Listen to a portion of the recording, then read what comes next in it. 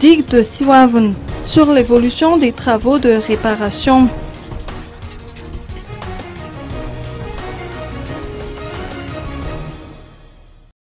La digue de Siwaven s'est rompue le week-end dernier.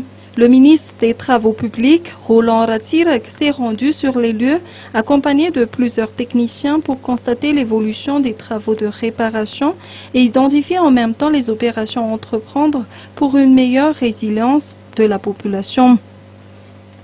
Je tiens à préciser qu'après les inondations, le ministère des Travaux publics n'a pas cessé de descendre sur terrain tous les jours. Nous avons pu constater qu'il y a eu plusieurs problèmes, notamment des éboulements au niveau d'Ankatch sur la RN2 bis, des éboulements sur la RN2 et aussi au centre-ville, quelques points à problème, notamment à Faravouj.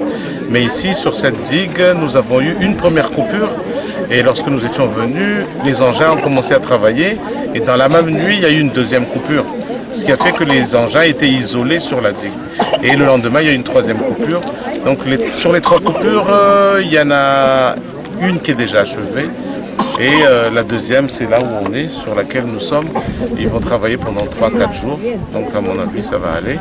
Et sur le plan financier, je crois que le ministère des Travaux publics, avec aussi le fonds d'entretien routier sur les routes nationales, peuvent financer comme il faut.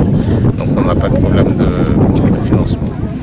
Sinon, il faut préciser que depuis 20 ans au moins, il n'y a pas eu autant d'eau, autant de pluie sur la ville d'Antananarivo. Donc du coup, ça pose énormément de problèmes.